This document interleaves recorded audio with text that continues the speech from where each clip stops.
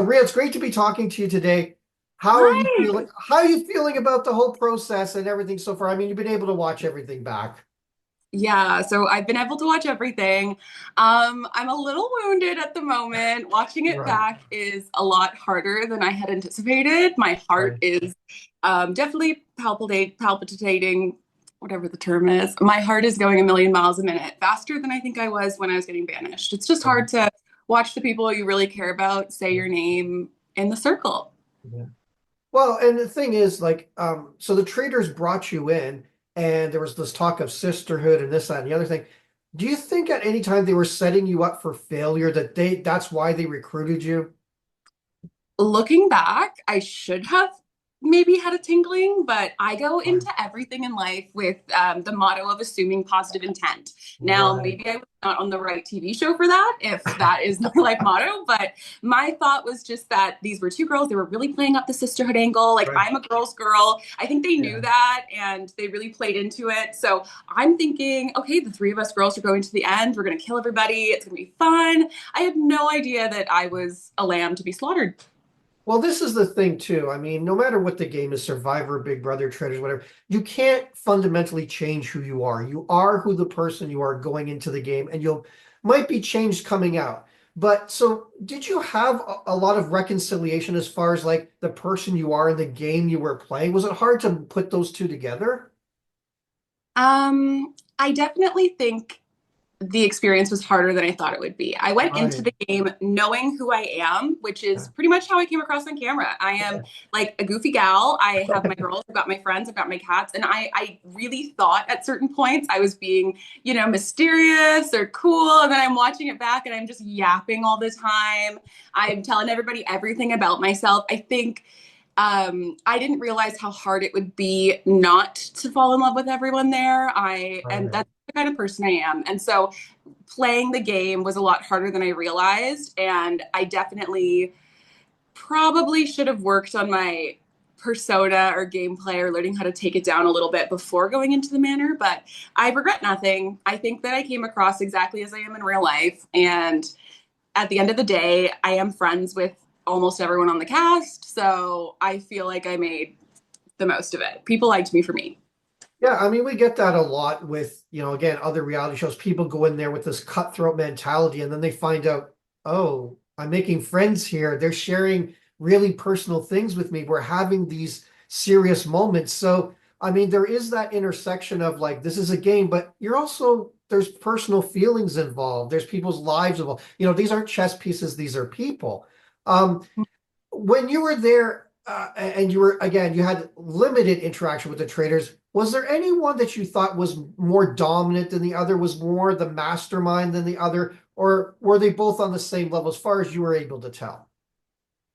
A lot of people online are saying that Venus is the mastermind, but when Right. I was in that conclave, as much as Venus is for sure out there and speaking and making it seem like that, I felt like Coco was smarter than all of them. And that's love to Kevin, because Kevin was my favorite trader and he is my favorite human. But I felt like Coco played a really good game. She had Kevin blow her up at the round table, still got out of that. And yes, watching it back, Venus is definitely someone who directs a lot. But I think at the end Right. of the day, the person who has the final say is Coco. And from the very first moment when she picked Venus over Ty with Kevin, Right. like Coco is the game player she thinks she is. She's the game player Venus thinks she is. Like she really knows what she's doing. And so I have a lot of respect to Coco and to Venus and Kevin, but really to Coco for being the mastermind behind everything. She hides behind her humor and her cute little face, and we all fell for it. Well, this is what others were saying about Coco, is that she has a fantastic social game, and that's why people aren't suspecting her. Were you surprised at the round table? Because going in there, I mean, as much evidence as you can have, there was a ton of evidence, a ton of indictments against Coco, and everything got turned around on you. I think a lot of people watching it Right. don't realize how close everyone was. Like there was obviously little bits and banters, the Lizette Meredith drama, the Right. like me Thompson at a moment. Like there was obviously little things, but everyone really cared about each other. So for me going into it, I'm I don't think people realized how emotional everybody played in this game. Obviously, the smarter move would be to go with the person who has more evidence, to go with the Right. person that, like we've all said, has shown over and over and over, there's too much speculation on this person, from being on the Right. dock from day one to Kevin saying her name to the shields. Like everything is pointing to Coco. But we were all really close. I think the players got emotional. And I think me voting for Dom ended up upsetting so many people on the night Omar went home. And I think it was a lot of, I don't know, it felt like a revenge vote more than a Right. strategic, because I was out there making money, playing these games, clocking Meredith and Chala's relationship. I was a great faithful. Tell all the others that, as they like to say I wasn't. But the better move would have been to get rid of Coco. And I think they emotionally just went for me. I mean, yeah, I mean, you had to sit there and you had to really defend yourself. Now, in Traitors, obviously, um, the evidence is just really opinion because you can't put forth a logical argument based on evidence because there really isn't any evidence. How was it like for you? Do you have to sit there and argue with people, but it's not like you can say point to anything so that would solidify anything that's concrete that says, hey, it's not me. Mm-hmm. Yeah, there's no evidence. The only Right. bits of evidence you can actually gain in this game are from the traitors when they go home. And so personally, I knew in the back of my head that Coco potentially could be a traitor, but in that moment, and like you said, her social game is amazing. When you would sit and have a conversation with Coco, you could go into it thinking, she's a traitor. Oh, we're getting her out. And you'd come out of it going, that's the funniest woman I've ever met in my life. Like, she's faithful. We're in this together. We're all going to win. So it was really hard to sit there and not be able to say, look at this, look at this, look at this. Because for everything you would show them as evidence or proof of your faithfulness, they could twist and turn a Right. different direction. Getting off on the dock on day one was me being selfless and a little stupid, but then it's Kara telling me that I'm a mastermind and I'm getting off on the dock because I knew I was a traitor from day one. And I'm sitting there going, I can't tell them I just became a traitor last night. Like this, Right. you're incorrect. And most of them were wrong. They were Right. choosing things about me from the very beginning Right. that were faithful moves of mine. They just, I don't know. It didn't make sense to me. Well, you must have taken some amusement in the fact that I mean, you left the room, obviously you're voted out and you're gone. But as you left, they were all celebrating like they, came to some great realization when everything they were accusing you of being shady was everyone you were faithful. So they were completely off base. Were you amused by their reactions?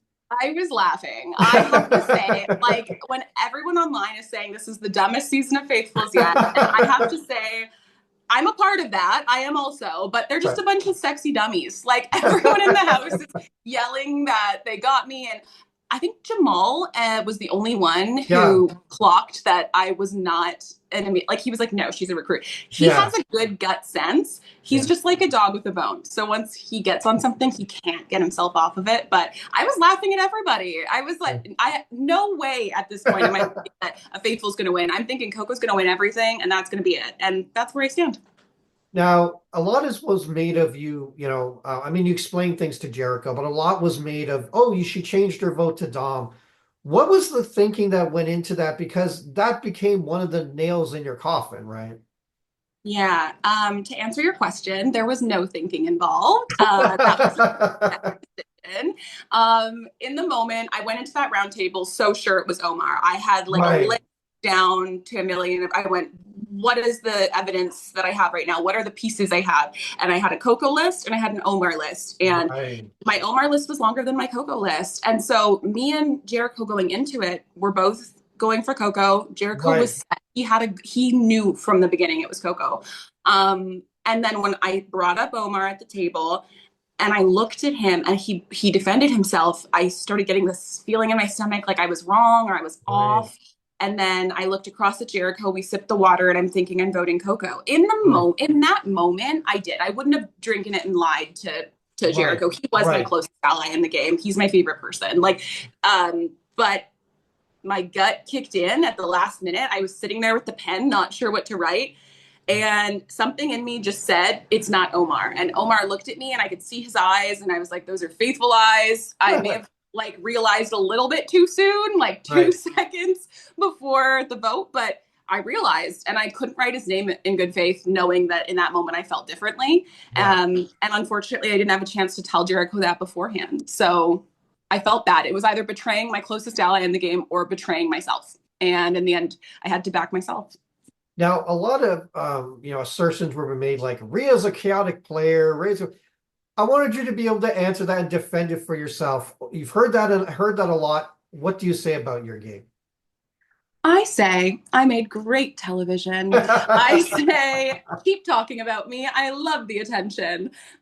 No, I agree that from someone else's perspective, it looks like a chaotic game. At Right. certain points, I felt like I was playing a chaotic game. But guess what, people? Like Jamal says, this is Traitors, baby. This is a chaotic game. I was going in and doing the best I could every single game. When it came to challenges, I did great. When it came to social, I did great. It was just when I got to the round table and I went with my gut in the votes. Right. And I grew up watching reality TV too. My mom and I used to watch Big Brother, and we would hate when everybody jumped on the bandwagon and voted Oh. for the same person. Nothing worse than that. So I just remembered every time I was at the table, I'm not going to do something my mom is going to be upset about. I'm going to vote where I feel is correct. And whether I was right or wrong, everybody was wrong at one point. Mine was just a little bit more obvious, which, if anything, should have just shown that I was more of a faithful, because I did not need all of that attention on me. Now, the other big thing people whispered back and forth is like, she's acting. She's an actor. I mean, how much any truth to that is there? None. I mean, I was a high school theater kid. That is the extent of my acting experience. I have to say I was really surprised when people were talking about my acting experience. This came from Meredith from the beginning. She was Yeah. convinced I was on Broadway. She had mentioned that she knew a lot of people in the industry.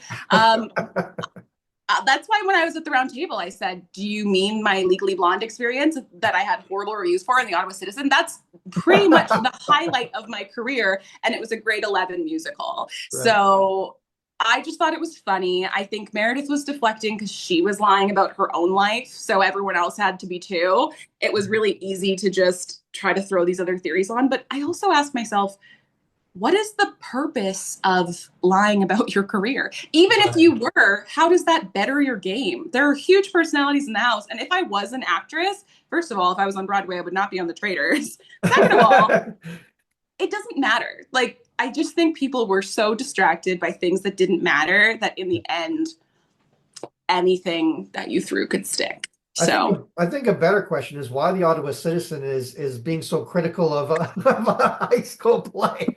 That's beyond me. But yeah. you mentioned your relationship with Jericho. You guys were really close. I mean, whether it's, it doesn't matter what kind of game you're playing, it's really important because your support system is gone. So it's Mhm. really important to have somebody there you can trust with your whole heart. How was your relationship with Jericho, and what did it mean to have him beside you in the game? Jericho was my little piece of home. Like, I met Jericho on day one and he and I connected immediately. We just had that bestie energy from the jump. Like, Yeah. and every time I was sad or overwhelmed, like he was someone I would chat to and vice versa. And so there was no one in the house I trusted as much as him. Every decision I made, in the back of my mind, I was thinking about how this would impact Jericho. Even when I Right. accepted the recruit, I'm thinking, okay, I can become a traitor and then we can get Jericho to be a traitor and we'll win. Or, I'll be a traitor and we'll traitor angel him and we'll get to the end together. Right. And then even if I get all the money from him, I'll take him on vacation. Like, he was my best friend. And throughout the game, it meant so much to me to have someone that really grounded you. And I was close with a lot of the people in the house. I still am. I built some really good relationships, but Jericho was just that person for me from the start. And I feel very lucky to have played the game with him and to have had someone who I knew was like my person. Now, I didn't get to ask Thompson this because obviously what happened, but you went from a faithful to a traitor. Explain to me what that felt like and what that transition is like for somebody who having gone through that. It's weird. I was a really faithful. My heart was, I'm getting to the end of the game with my friends. Everybody, we all deserve it. Like, we need to get these traitors out, and I am Right. 100% team faithful. And Yeah. then when I was chosen, I was so surprised. Part of me thought that it could have been because I seemed so faithful. Then I realized people were saying my name. Most of my brain was going, I'm going to go home, whether it's a murder or a banishment. I may as well see the Right. consequence before I go. I knew the Dom vote from that point onward. There was really not much I could say. Right. But it was just weird to then be lying to the people you cared about. Again, I have too much heart for this show. I don't think I was meant to lie and betray and cheat as much as I thought I could. I just feel like I was definitely better off on the faithful side. And yeah, I'm definitely not, I don't have the traitorous mentality. Venus and Coco and Kevin up in that conclave, they had little moments of being mean. And I don't think that I could have done as good of a job. I think it makes sense that I'm probably the only traitor in Traitors history to have never murdered anybody because I think I am the most faithful of the traitors. So, Well, you're not alone in this. There's a lot of people who go into these cutthroat games and they have to find another way to play simply because they're not that kind of person. They can't flick the switch. They can't be unemotional, whereas some people can. So it's about mostly finding your way to play the game rather than, submitting to that. You mentioned the married couple. How certain were you that they were together? Was there any hints? Everybody I've talked to so far says they've been pretty masterful as far as keeping their distance and their relationship a secret. I feel differently, but I tend to sniff these little things out. I Right. was better at figuring out who was together than I was figuring out who the traitors were, but if I could that, I'd take it. No, I thought Chala played an amazing game. I thought that Chala was always branching out, talking to different people, made really Right. good friendships. People trusted Chala. I can't say the same about Meredith. I Right. can definitely say that what got me to notice was that Meredith was always, it felt like to me, pulling Chala, getting Chala's attention, trying to get in Chala's cars. Like it Yeah. always felt like, so part of me was thinking like, truthfully, like Meredith, no way, Chala is mine. Like I had a little crush on Chala. I was like, why is Meredith always around? So Right. it's just funny that they ended up actually secretly being married. But no, I had a feeling that something was going on there. I didn't know if it was maybe a showmance or I was really surprised when that feeling was confirmed. Right. But yeah, no, you see me having a couple conversations. Wait, are you gay? I had a feeling. Uh, Asking Chala why they were so close with Meredith. Like I had a Right. feeling, but I had no clue they were married for 11 years. That's a whole other Well, yeah, goose. I mean, it's very hard, I would say, for somebody in that situation where there's brother, sister, mother, son, or two partners, to not show that connection, that bond. That must be really incredibly difficult to go through such a stressful environment and have that on top of everything. Um, Before, obviously, you knew about the show and how and before you went into it, but what's really surprised you the most about the experience? I mean, I've heard from people that they played Big Brother before about the speed of the game. Other people have said they didn't realize they were going to get so close to people. What were you most surprised at?